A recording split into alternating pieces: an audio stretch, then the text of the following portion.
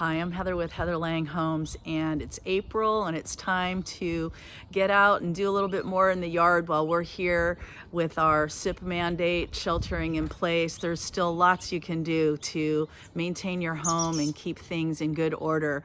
One of the first things that you can do is we've still got a little bit of rain showers coming throughout the month of April. So after a good rain, spring rain, once you go around to your yard and you want to check all the low spots in your yard, those are open to, as we go through the summer. Low spots in your grass are going to create burn spots. It's also a great place for water to rest, and it's a place for mosquitoes to breed. So we want to get rid of those. You can go around after a rain and see those low spots, put a stake in the ground, and then go get your wheelbarrow out and fill it with some fresh soil. Go ahead and fill those low spots in the yard. It's okay if you just cover that right over the grass. New grass will grow in its place, and you'll have a nice yard getting started for you. Nice set of grass getting started for the start of spring and into the summer.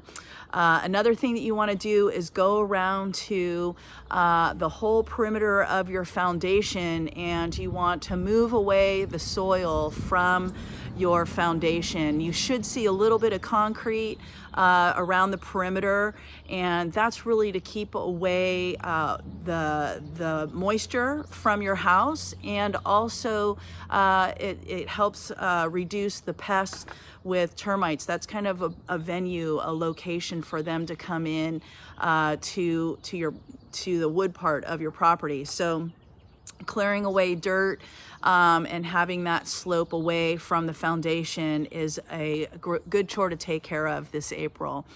And then another thing to be doing is getting those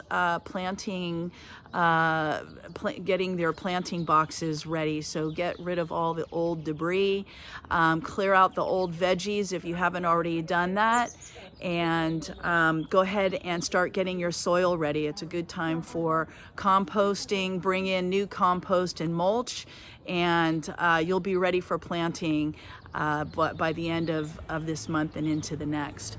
And for the last item that you want to check on in your yard is your sprinkler system. Again, we're still getting some nice rain here and there, but in no time it will be summer, and you want to make sure that your sprinkler system is working. So go check out all the different zones in your yard. Replace the heads of your sprinklers and any worn out parts, and that way you'll be ready for when we need a little bit more water come this spring.